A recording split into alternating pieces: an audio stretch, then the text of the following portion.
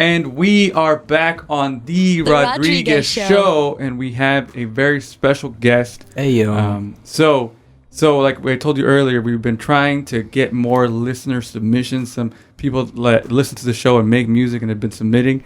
And so we are excited to feature one of our first listener submissions in a while. I've seen the growth, and he's just been killing it with the music that he makes.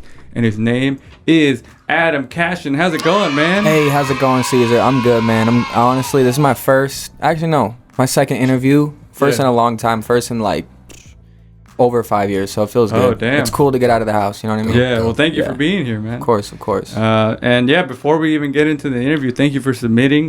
They can follow you on Instagram at Adam Cashen. That's Cashen. Yes, sir. And how did you even find out about the show?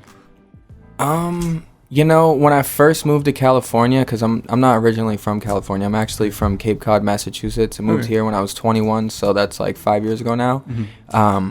When I first came here, you know, I found out I went to a poetry club, and then I used to just read because I didn't know anywhere else to perform, so I just literally would read my songs with no beat and just like pretend they were poems. And this lady came up to me and was like, "Hey, have you ever heard of the Cool Lab Project? You should go to that." And I went, like, this was a long time ago. Yeah. I went when only just like a handful of people would show up, before Rocky was even the host. It was a long time ago. Oh, wow. Yeah. And then once I went there, you know, I kind of like would follow every single person that would perform and then like exchange Instagrams with them. Yeah. And then from there, it's just kind of like a rabbit hole. You know, you follow one person and then like they come on the show, and then it's just, you know, start following. That's like, I didn't know any other way to kind of like dive into the scene, social media speaking. So, well, that's awesome. Yeah. Well, thank you for submitting, and you know, you have been doing it for a while, so that's tight, man. But take us back to the beginning. How did you even get started making music? Well, I've been making music since I was like a kid, honestly. Like, I remember I always had like a keyboard piano in my house, and I used to like take it and like sit my stuffed animals down and just like make up stupid songs and stuff like that. And then me and my cousins would make up stupid raps, you know, when we were like kids. So honestly, that's kind of where it started. And then all throughout high school, I used to rap and make music, but like I was the nerdy white kid, and like, you know, where I grew up, the way that rapping was is way different than it is now. Like, if you weren't the cool kid on the block, like nobody wanted to hear how good you were at rapping. It didn't matter about like rhymes. Yeah. So it was just like, you know, that kid can whoop everyone's ass, so it's cool to listen to him rap about stuff like that. Yeah. And you know, one day, like, all these kids were rapping, and I just kind of like walked over and was like, "Hey, I want to freestyle too, or I want to rap battle one of you guys." Yeah. And then ended up earning some of their respect. You know, started collaborating with all of them. Yeah. I was the only person in my neighborhood that had like a computer and microphone and stuff like that, and knew how to work everything. So my house just ended up becoming like the spot. Anyone who made music would come to chill. I'd make beats, vibe with them. Yeah. Also, I was the weed man, so like that kind of just brought everyone over and stuff like that. You know what I mean? So that's how I met different people. Yeah. But I mean, I've been making music for a long time, and I would say up until like this past year, I didn't really have the like the self-confidence to just like fully go for it. Like, I believed in myself, but halfway. And I feel like that's a lot of thing that a lot of artists aren't honest with themselves, is like they believe in themselves halfway. And I would say up until recently, I actually like was like, you know what, I'm gonna start investing money into promotion. I'm gonna start buying beats from people, paying for features, things like that. So that's dope, man. Yeah, it's like, and that's one of the things I wanted to ask you was like you said, you were just the white guy that was into hip hop. Mm-hmm. How did you find your place and get to this point where like even us as you know, we usually it's, you know, we give the credit to like it's an African American, you know, it started in that sense, but how do you find your place in that world? I don't know. I feel like it's evolved so much more than like skin color and race and everything. I feel like it's just a cultural thing. Like, I grew up listening to hip hop. Yeah. All my friend group growing up like looks like 8 Mile. I'm literally the one white guy, so you know what I'm saying? Like, I feel you, everyone just, we would crack jokes with each other. They would rag on me, you know. It's just like, I don't know. I don't see it like that, you know. I understand. I don't know a way to explain it. I understand what you're saying, because it is a whole different perspective now, and that's good. Yeah. Like, we're evolving to that sense, you know. And that's why I wonder too. It's like we have to, know where it comes from, but also accept that it's in a different place now too. Yeah. I feel you, man. And not even just that, but I feel like for a lot of white artists, they kind of, it's not really so much a thing now, but I remember for a long time, people would see that as like a hurdle, like, oh, I'm a white artist, so I have to prove myself that I'm good. It's like, if you just make good music, I feel like it kind of speaks for itself, and you don't have to, you're only in competition with who you decide to be in competition with. So if you like, make that known, like, oh, I need to do this because I'm white and I need to prove I'm not a dork or whatever, then you're just boxing yourself in. Yeah, that makes sense, and that's a good perspective to have, I think, and I appreciate that. So one of the things that I noticed when I was doing the research was that you've gone by various names. How did you decide on using Adam Cashen?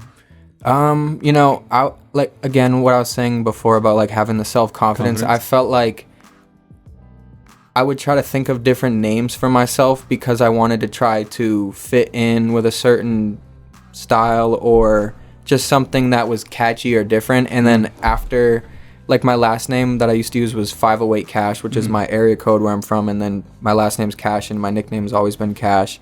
So I just like, it was like during the SoundCloud rap era where everyone had crazy ass names, and I was like, oh, let me try this.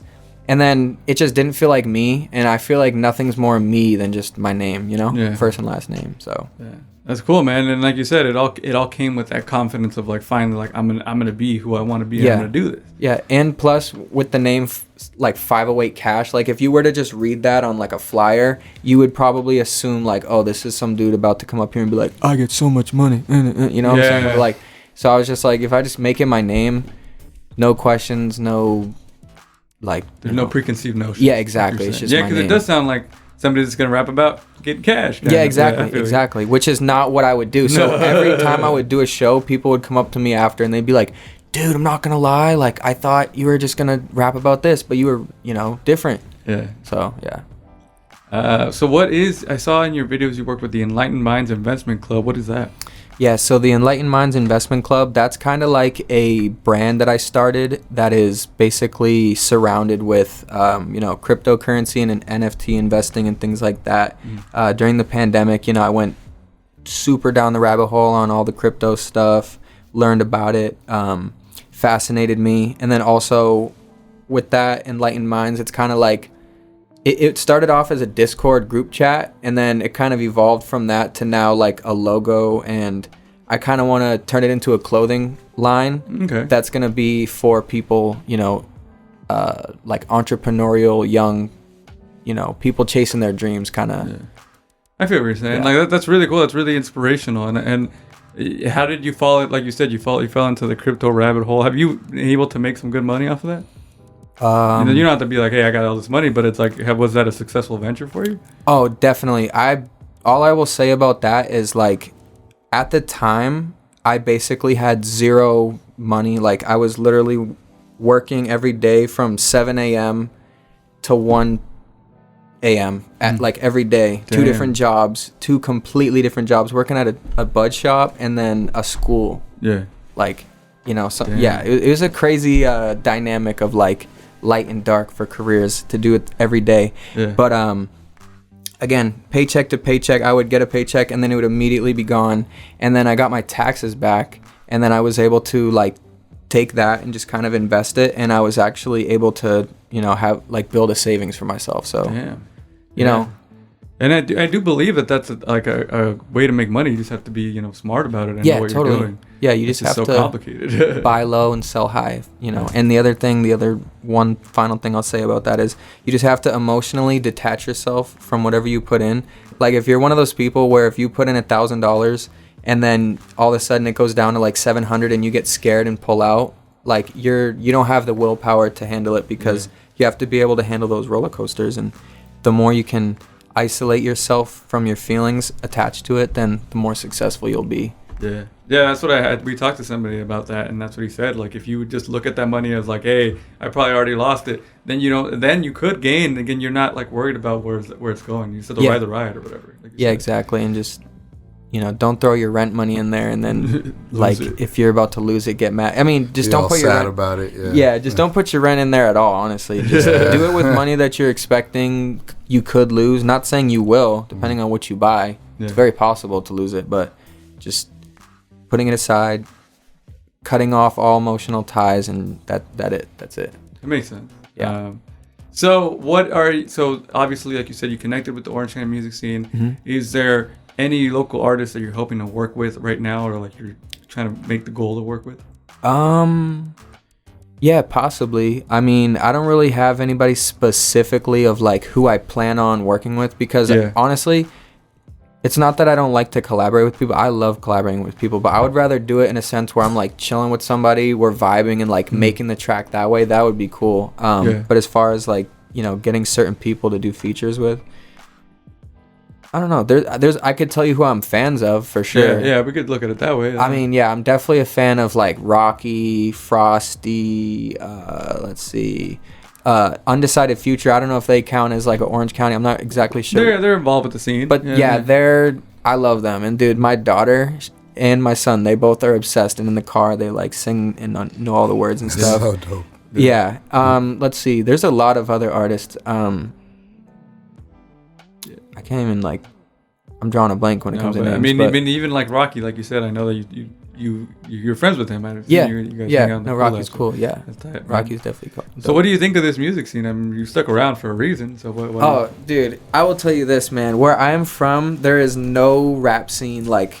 Besides like my close friend group, we kind of had our own tiny little rap scene, but this coming here and like experiencing it firsthand and kind of like, watching it from the outside, it's really dope. Yeah. It's dope. So I definitely got a lot of respect. There's a lot of diversity too, with like the Cool Lab, like all the artists that are at that event, it's a lot of deep, intellectual, conceptual art like that. And then you also have like 714 and all those dudes, like, and they make some bangers, For sure. There's so much different styles and flavors in Orange County's music, and I really appreciate it and think it's dope. Yeah. And like one thing for me is like, I mean, I'm not from here, so like I don't know if people would consider me like an Orange County artist, but I mean, I've been here for 5 years and I've definitely I love the scene, Yeah. If they were to adopt me, I would come with open arms. That's all I'm saying, I mean, you're already making the right steps. You're making great music, and you're selling weed to the community. So it only helps. Yeah, it definitely does, man. I wanted to ask you about the project you're working on, Sincerely Adam. How's that going? That album is going very, very good. So it started off as like a couple different projects. I don't know if every other artist is like this, but like sometimes you make one song and then you just have a vision in your head like, okay, this song has a theme and I'm going to basically just make a bunch of other songs that kind of fit that theme. Mm-hmm. That's kind of how this one started. It wasn't always Sincerely Adam, but like, and I don't even remember specific names of what it was before that, but I've been just kind of going through a lot in life, and I've been using music as an outlet just like every artist does, and it encompasses me as a person, and I wanted the whole concept of the album Adam, or Sincerely Adam, to be, I want somebody who has no idea who I am to be able to play that whole album and then afterwards kind of like feel like they know me, Yeah.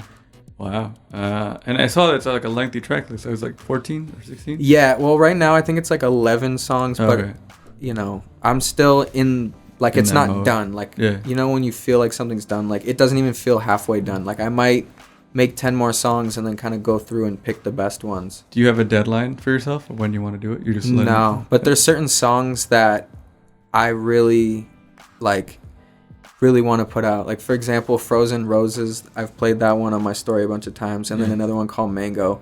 And like the other day, I was at Secret Pizza, and the homie Jeff, you guys know the dude Jeff? Jeff. Yeah, shout out to Jeff. I pulled up and this dude was like, I don't know if he was joking around, but he was all serious. And he's like, you got Frozen Roses on your phone? And I was like, yeah. And he's like, yo, I need to hear it. And then he like literally got his speaker and just like made me play the song for him right there at the pizza spot. He knew it wasn't like, it's not even finished, but like he's like, dude, it's so fucking catchy. I love this song.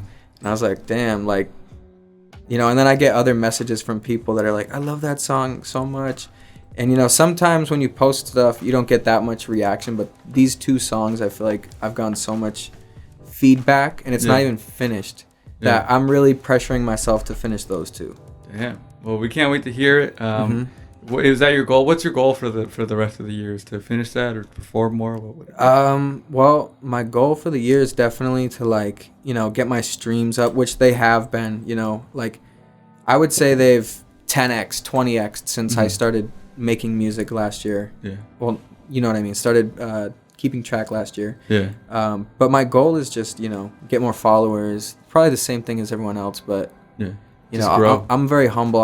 I don't think I'm like ahead of myself. I'm always seeing myself less progressed than I actually am, so that way I actually feel like I need to grow. So I'm never content, because a content man never grows, obviously. Yeah. But that's tight, man. Well, we can't wait. I see the growth, and I see you putting the work in. So it's only gonna get better from here, and you're already in a great place. So thank you. They follow him on Instagram at Adam Cashen. We're gonna have you perform a track, but before we do, we have a segment called 60 Seconds With. It's just the first thing that comes to mind. Are you ready for this? I'm gonna pull up the questions right now. This is a speed round here. 60 seconds with Adam Cashen on The Rodriguez Show. And the first question is your favorite cartoon character. I don't know. All right, skip. Favorite song right now? Baby Keem. Damn, I suck at this game. I suck at this game. What would you describe you when you were a kid? Eccentric. Do you have a hidden talent? I have a lot. Cooking. I can cook really well. There you go. Indica, sativa, or hybrid? Depends on the mode. All of them. Netflix, Hulu, or HBO? Hulu. Do you have the name of your best friend in high school? Rufus. Do you have the first CD you ever bought? Eminem, Marshall Mathers LP. First song you illegally downloaded? Ooh, allegedly Young Jock, It's Going Down. Jim Carrey or Will Ferrell? Will Ferrell. Rapping Drake or R&B Drake? R&B Drake. Favorite non-hip-hop genre? Soul. And that was 60 seconds with Adam Cashen on The Rodriguez Show. Damn. I'm whack at that game, bro. It's all good.